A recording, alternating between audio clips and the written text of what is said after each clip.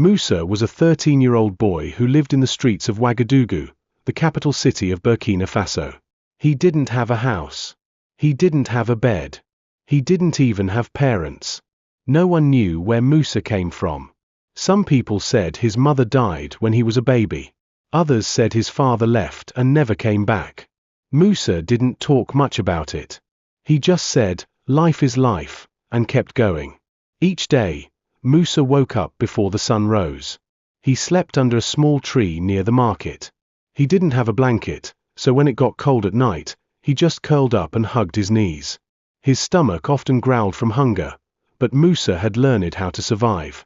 He walked around the streets with a small bottle of water and a piece of old cloth. He cleaned car windows when drivers stopped at the red lights. Some people gave him coins. Others shouted at him. A few were kind. Most were not. Sometimes, he sold small bags of cold water for 50 francs. He bought the water from a woman at the corner shop and carried it in a broken cooler. He had to walk far in the heat, but he did not complain. That was his life. Moussa didn't go to school. He couldn't read or write very well, but he was smart in other ways. He watched people. He listened to what they said. He learned to know who was kind and who was cruel just by their faces. He knew which market sellers would chase him and which ones would give him leftover bread. He knew how to cross the road without getting hit by cars. He knew where to find water, where to hide when it rained, and where to sleep safely. Even though he was poor and alone, Moussa never stole. He had many chances. He saw other boys take things from bags or grab fruits from stalls and run. But Moussa didn't do it. He said to himself, "If I steal, I'm no better than a thief. I want to be better." He had one friend, a skinny dog with one ear missing. Moussa called him Tun Tun. They shared food, slept together under the tree, and looked after each other. If someone came near their spot at night, Tun Tun barked until they left. Moussa didn't dream big. He didn't wish to be rich. He only wanted food in his stomach and a place to sleep where no one would hurt him. But deep inside, Moussa had something special. He had courage. He had sharp eyes. And most of all, he had a heart that cared about others. He didn't know it yet, but one day very soon, that courage, those eyes, and that big heart would change not just his life, but the life of a whole country. The sun was high in the sky. It was a hot day in Ouagadougou, and the streets were full of noise. Cars honked. Women shouted prices at the market. Children played with old tires, kicking them down the dusty road. But something was different that day. People were not just going to work or shopping. They were excited. They were talking about one man, President Ibrahim Traoré. "He's coming to the city today," a man shouted. "Yes. They say he will walk through the streets and talk to the people," a woman said, holding her baby. Moussa heard the noise. He was sitting under his tree, sharing a piece of dry bread with his dog, Tun Tun. He looked around and saw people sweeping the road, hanging small flags, and putting up photos of the president. Moussa had seen the president before, on posters and on TV through store windows. He knew President Traoré was a soldier who became the leader of the country. Some people liked him. Some people didn't. But many thought he was brave and wanted to protect the country. Moussa didn't care much about politics. He was more worried about getting enough food for the day. But he liked watching people, and today, everyone looked excited.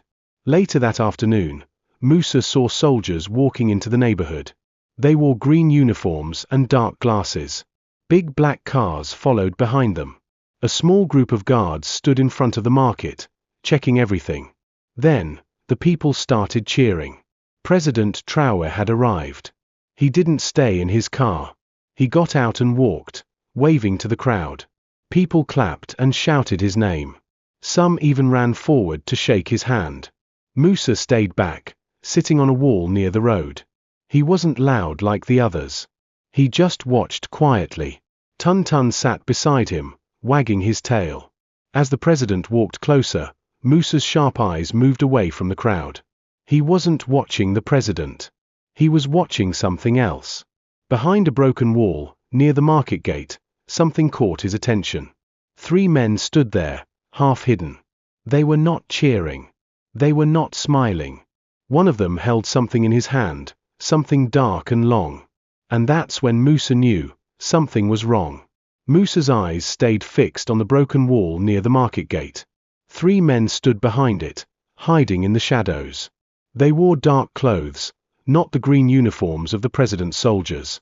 They looked around quickly, as if they didn't want to be seen. One man was holding something that looked like a radio. Another had something long hidden under his coat. Moussa's heart started to beat faster. He knew the street well. He had seen police, soldiers, and even thieves before. But these men didn't look like they belonged. He moved a little closer, walking slowly, pretending to pick something off the ground. Then he heard it. One of the men whispered into the radio. "The president will stop here. That's our chance." Moussa froze. He had heard those words before, from movies, from news stories. They meant danger. They meant someone was about to be attacked. He looked back at the street. President Traoré was only a few steps away from the spot. The crowd was cheering. The guards were watching the front. No one was looking behind the wall. No one, except Moussa. He felt his hands shake. He was just a street boy. No one ever listened to him. But he knew if he stayed silent, something terrible would happen. He had only one choice. He had to do something. He had to move, now. Moussa took a deep breath. His heart was beating fast. His legs felt weak, but he stood up straight. He looked at the wall one last time. The men were still there, waiting. One of them lifted a small object to his eye. It looked like a gun. "I have to stop them," Moussa whispered to himself. Without thinking more, Moussa ran. He pushed through the crowd, slipping between legs, dodging arms. People shouted at him. "Hey! Watch out! Crazy street kid!" But Moussa didn't stop. He ran as fast as he could toward the president's convoy. 2 guards saw him coming. They moved to block him. One grabbed his arm hard.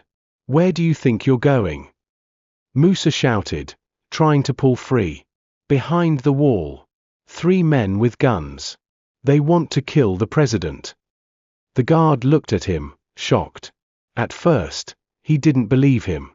But something in Moussa's eyes made him pause. The boy was scared, but not lying. The guard quickly called to his team with his radio. "Possible threat behind the wall near the market gate. Move now." Within seconds, soldiers rushed toward the broken wall.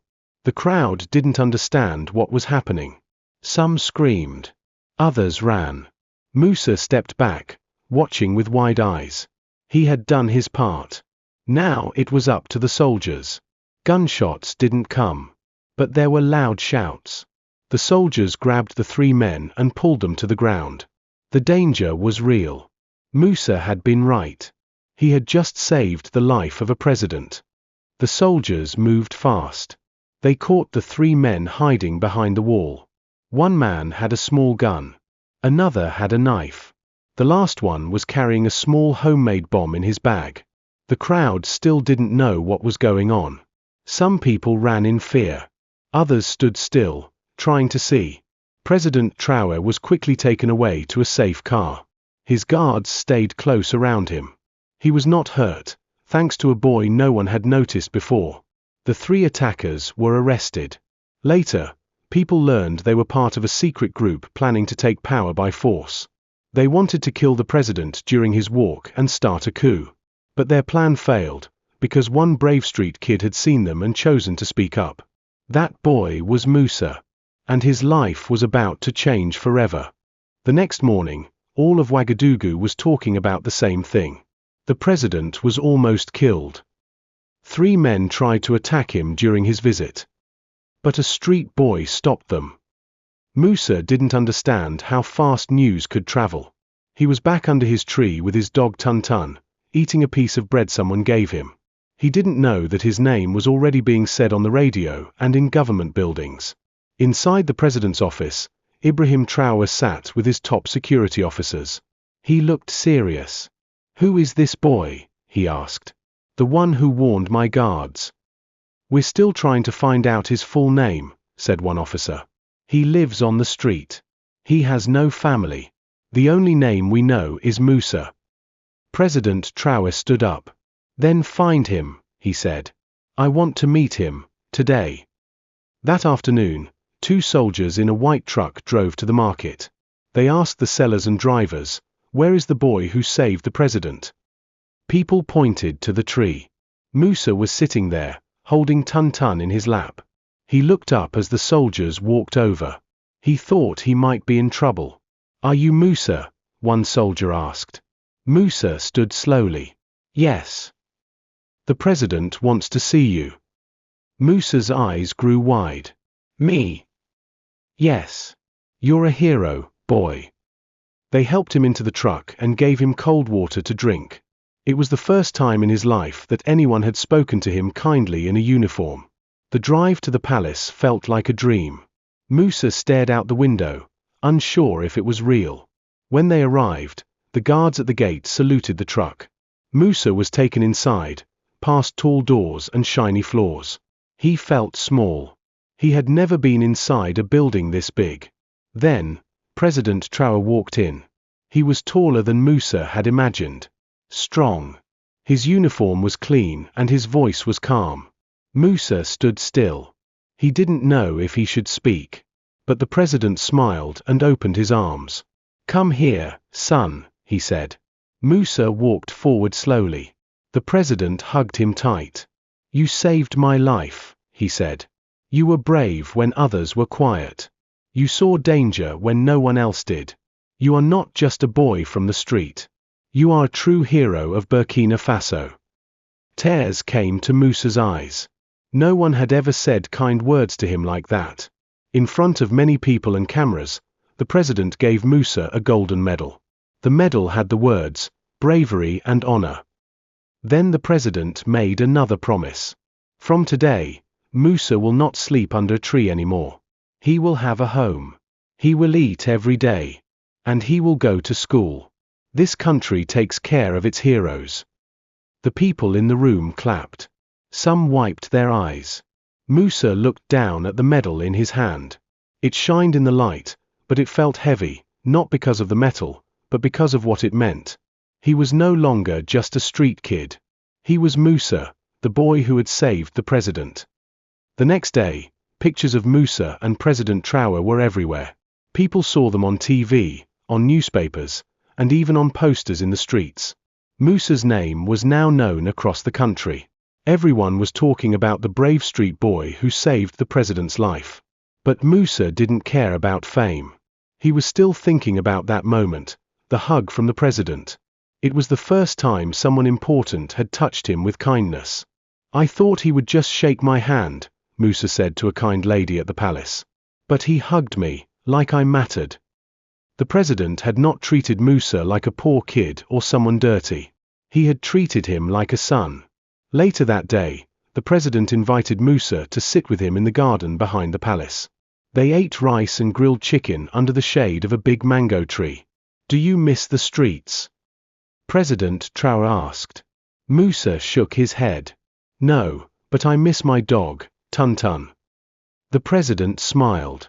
"Then we will bring him here." And they did. That evening, a guard brought Tun to the palace.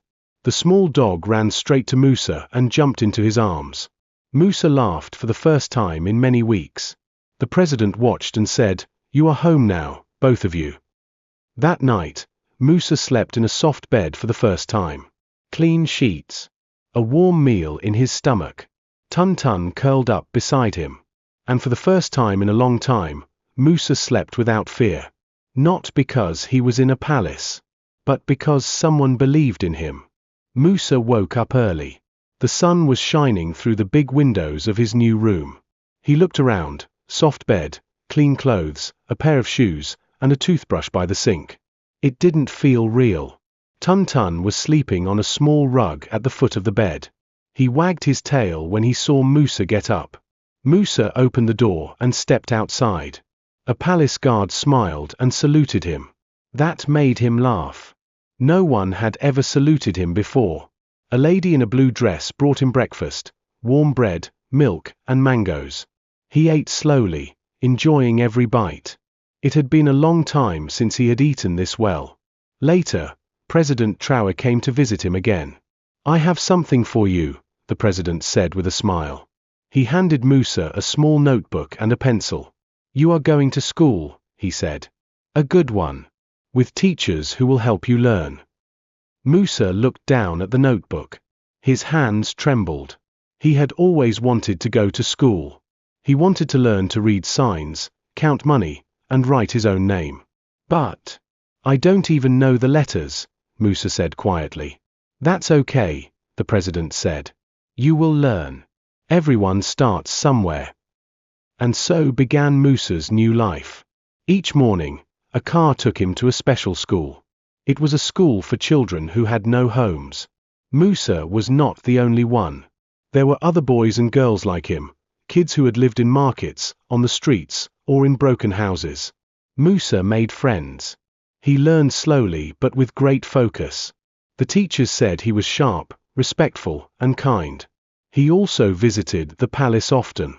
The president checked on him, helped with his studies, and reminded him, "You are strong. One day, you will help others like you." Moussa never forgot the streets.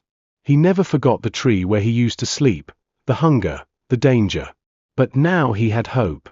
He had a voice. And he had someone powerful who believed in him. Moussa was not just surviving anymore. He was growing, learning, and dreaming, for the first time in his life. Months passed since Moussa saved President Traoré. Life changed for Moussa in many ways, some big, some small. But one thing stayed the same: Moussa never forgot where he came from.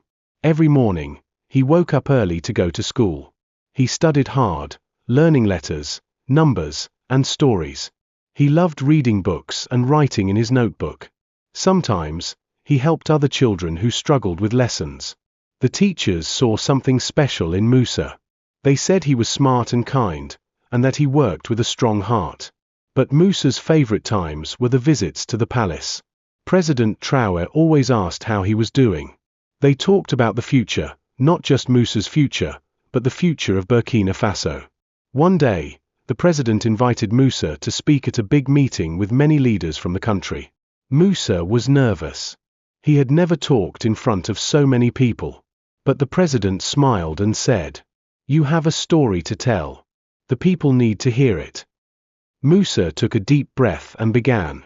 He told the leaders about his life on the streets, the hunger, the cold nights, the hard days. He spoke about how he watched and learned, and how he saw the danger that day when the president was almost attacked. He told them about fear, but also about courage. The leaders listened quietly. Some wiped tears from their eyes. Moussa's message was clear. Every child matters. Every child has a future. We must help all the street children. We must give them food, schools, homes, and hope. The president stood up and said, "Moussa is right. Our country is only strong when all children are safe and learning." After the meeting, many leaders promised to make new programs for street children. They said they would work to help families and make schools better. Moussa's words changed the way many people thought. He became a symbol of hope, not just a boy who saved a president, but a boy who wanted to save many children from suffering. At home, Moussa still thought about Tun Tun, his dog, and all the friends he left behind on the streets. He promised himself that he would find ways to help them too. Years went by. Moussa finished school. He went to university. He studied law and politics. He wanted to be a leader, not for power, but to help people like him. President Traoré remained a friend and mentor. Together, they worked on new ideas to make Burkina Faso safer and kinder. Moussa knew the road was long and hard. But he was ready. Because he learned one important thing on the streets. Courage can come from anywhere, even a small boy with no home.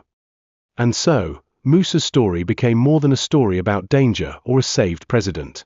It became a story about hope, courage, and the power of believing in yourself, no matter where you start in life.